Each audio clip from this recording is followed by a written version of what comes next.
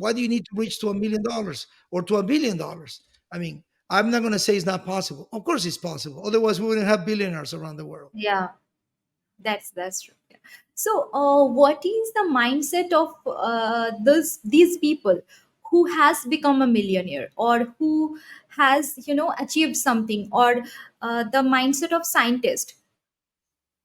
Okay, if you look into the big picture of how we address the world, okay, Yeah. first, let's say you step into a situation, you assess the situation, you receive the message of what's going on, then Hmm. your brain looks into what you have stored as information about the same situation before, and then you will say, okay, so I know how to address the situation because according to my experience, I did this, and that.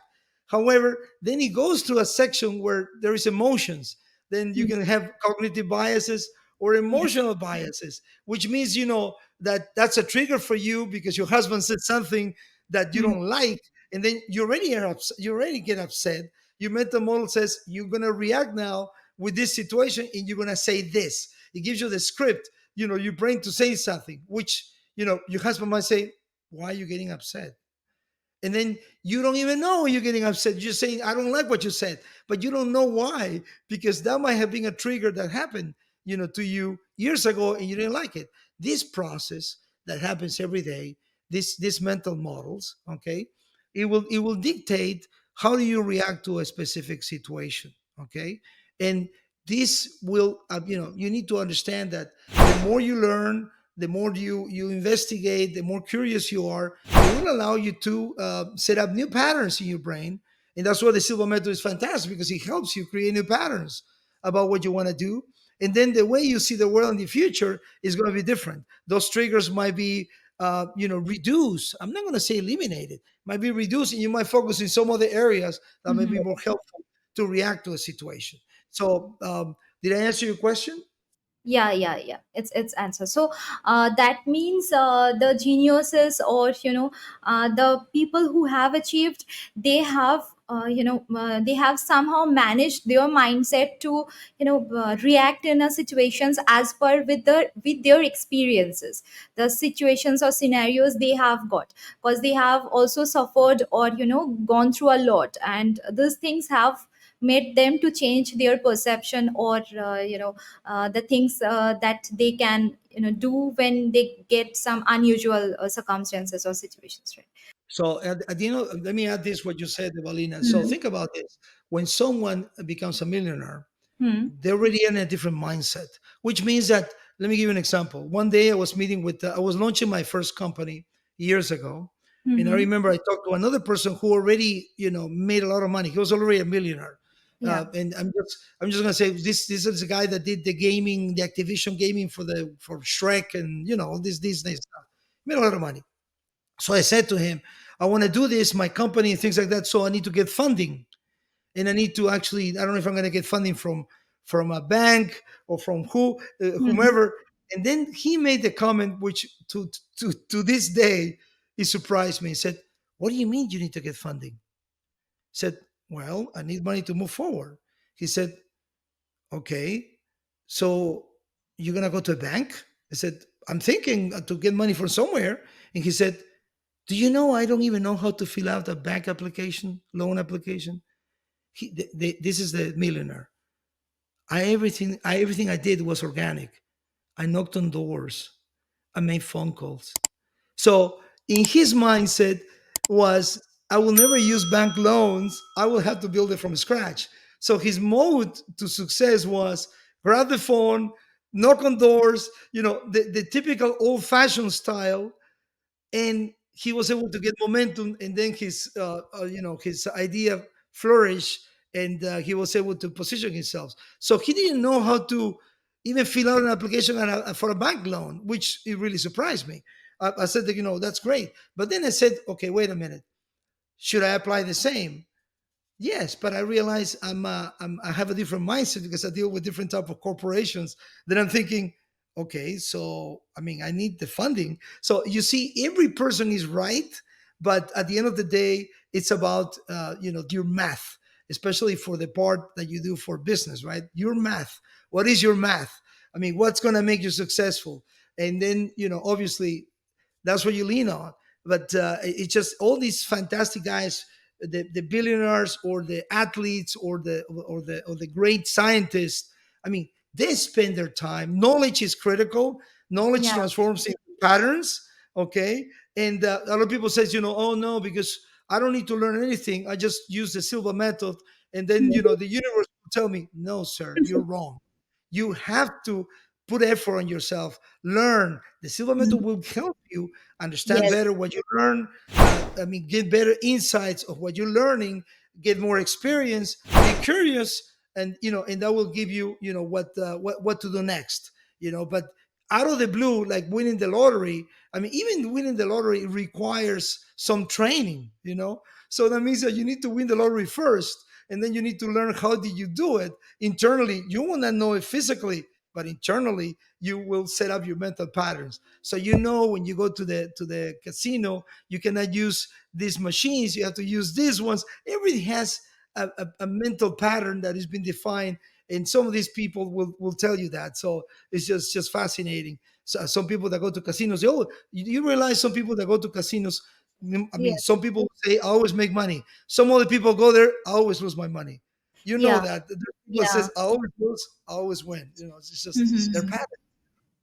Yeah, definitely they knows the pattern, but somehow I believe, as you know, I was having a last podcast with Stephen, and we were discussing on this particular thing only, on winning lottery. So this was also an amazing discussion. So there I have what he has mentioned. Also, one more thing is like, definitely we need to know the patterns, we need to know the numbers, and for which lottery which thing is working, and all these things we have to see the results. This case works or case studies we definitely needs to do, but somehow Silva method helps us in winning lottery as well, right? Through The answer manifestation, is through yes. Yes, expectations. we had Helen Hatzel that she Yeah. was able to make a lot of money using the Silva Mm. method. In I want to call it entertainment instead of calling gambling. Uh, and of course, Jose Silva was able to develop, through dreams, certainly, to find the lottery. But this is a Mhm. different angle for the Silva method. Yes. I'm going to say this, okay, Devalina. Mhm. The angle in the Silva method is this what we do in the second phase of the class, is to Mhm. teach you to do effective sensor projection, which means that you will get information from outside in order to help you resolve your problems that you have in mind. Okay, so in case that you need money, in case that you need things that are not in front of you, yes, the answer is your intuition might be able to guide you to really see things that are not typical in the real world, such as getting the numbers in a dream to really buy your lottery ticket. What happened with Jose Silva and things like that. So it gives you extreme awareness, super awareness on you, and you'll be able to detect more insightful, I would say, the patterns that come from the outside, and you'll be Mhm. able to get that information to get successful in getting all this, like the lottery or things like that, or why you're in the right place, so they give you the job, or why, I mean, being in the right place, like I don't know if you know Neo from the Matrix, in the movie The Yeah. Matrix. People were saying he was the one, but he didn't believe he was the one. And then he was moving as fast as the agent. He was actually doing more things without knowing. You see, you need to know you're the one. You need to know that you're able to get to those places so you can make changes and help other people. At the end of the day, when you get this power, when you come through the Silva method, I mean, that's great that you help yourself, but you don't realize that you are more powerful to help other people. So Yes. it comes both ways. Yes, that's an amazing word. I believe you have concluded that the our main motto should be to help other people, and then only more and more energy, more and more source of abundance, energies or informations will come to us automatically. Our intuition will help us to find the solutions, whatever the problems that we will get in term of helping others, right? So, Joe, last question of mine is. So how we can like transfer our weaknesses into strength using a positive mindset. First of all, the term weaknesses, this is a term that was coined years ago. Hmm. In about 2004, people launched a brand new science called positive psychology. And the positive psychology only talks about that we do have 24 strengths, all of us, because it's being normalized across cultures.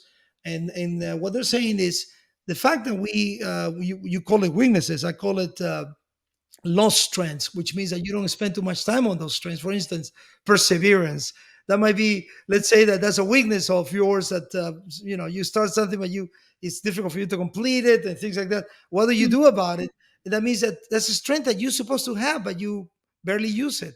So in order to do that, we need to actually probably use going to level and actually creating this type of error of the mind, so you can actually expedite and make a use of this perseverance by looking at you waking up in the morning, setting up the alarm clock, setting up little tasks to complete during the day, and these little things, through programming, will increase your perseverance, will increase your resilience, and at the end of the day, will get you into that growth mindset that will help you get more knowledge to support that what you call weakness. For me, I called a diminished or lost strength that I want to bring back, because I mean, there are no weaknesses. It's just the fact that you're not paying attention to the other strengths that you have, and you haven't allowed them to flourish. So that's the term of positive psychology. And there is a very solid survey, which is called the VIA survey, which is values in action, that actually evaluates the 24 character strengths. Okay. That's what you have, and you're going to realize that some of them are not used in a daily basis, but some of the other ones you use in a daily basis. So that's exactly what you need to do for to move forward, something that you call weakness, and I call it a misuse or lost strength.